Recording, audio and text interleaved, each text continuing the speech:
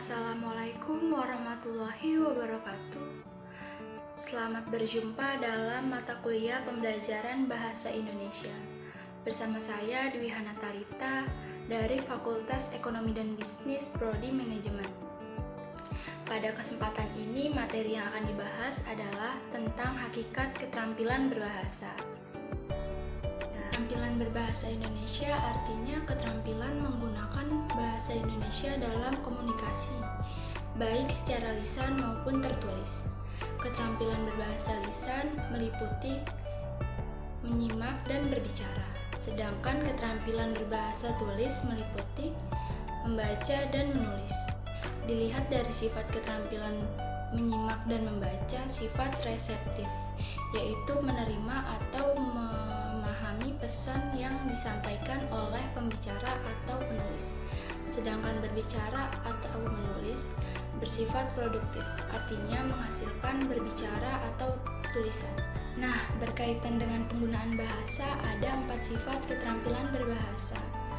Yang biasa digunakan ada mendengarkan atau menyimak, kemudian berbicara dan menulis. Nah, keempat keterampilan ini dapat dikelompokkan menjadi 2 aspek, yaitu aspek reseptif dan produktif. Reseptif ini termasuk mendengarkan dan membaca. Reseptif adalah sebagai penyerapan informasi, mendengarkan dan membaca. Kemudian sifat produktif ini artinya sifat yang berhubungan dengan komproduktif suatu bahasa. Ini bisa kita lakukan dengan berbicara dan menulis. 1. Keterampilan reseptif. A. Menyimak atau mendengarkan adalah kegiatan berbahasa dengan tujuan memahami pesan yang disampaikan pembicara. Menyimak memiliki sifat interaktif dan non-interaktif. Menyimak interaktif adalah menyimak dengan melakukan tanya jawab dengan pembicara atau dengan penyimak lainnya, atau 2 arah atau multi arah. Menyimak non-interaktif adalah menyimak yang tidak disertai tanya jawab antara pembicara dan penyimak. B. Membaca adalah kegiatan pembahasa dalam rangka memahami pesan yang disampaikan melalui tulisan.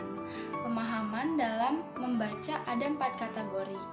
Yang pertama, membaca pemahaman interal. Yang kedua, membaca interpretasi.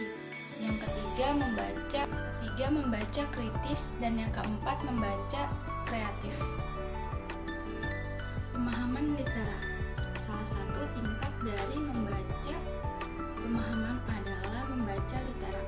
Tingkat membaca ini adalah tingkatan terendah dalam membaca pemahaman. Membaca literal yaitu membaca yang terdiri dari huruf-huruf dan kalimat-kalimat seperti membaca buku dan sejenisnya. Membaca pemahaman literal merupakan kemampuan memahami yang paling sederhana atau paling kasar, karena hanya memerlukan sedikit kegiatan berpikir. Kemampuan ini merupakan kemampuan menemukan makna kata dan makna kalimat yang terdapat dalam konteks secara langsung. Dengan kata lain, pemahaman literal disebut juga pemahaman terdapat makna tersurat. Membaca interpretasi memerlukan keterampilan berpikir yang lebih tinggi dibandingkan tingkat pemahaman literal. Pembaca yang memiliki pemahaman interpretasi memiliki kemampuan mengidentifikasi gagasan dan makna yang tidak secara eksplisit dinyatakan dalam teks.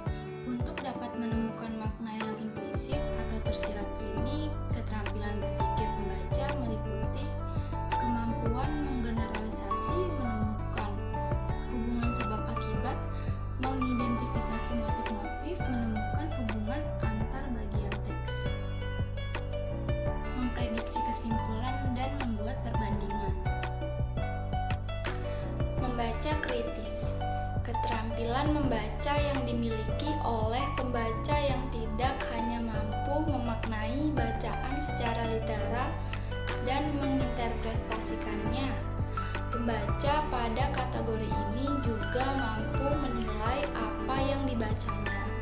Pembaca kritis juga mampu menilai secara kritis gagasan-gagasan yang disampaikan penulis dan juga hasil data yang tertuang di dalam bacaan.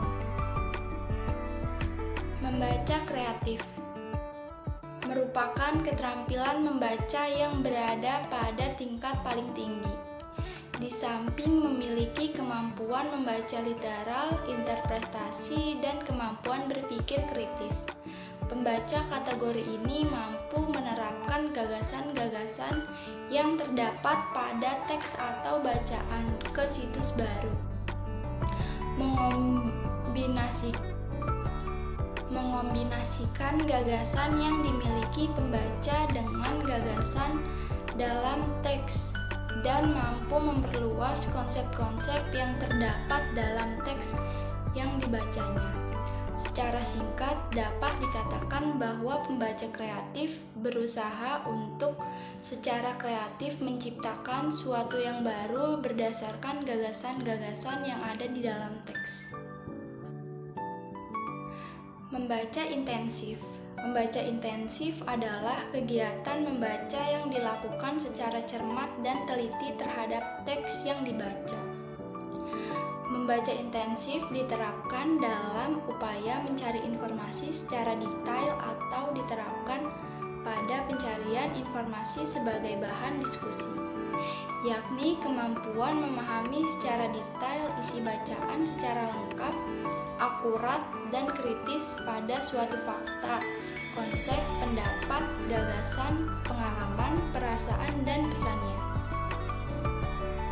Keterampilan untuk membaca intensif membuat para pembaca paham pada teks, bisa pada tingkat literal, kritis, interpretatif, maupun evaluatif.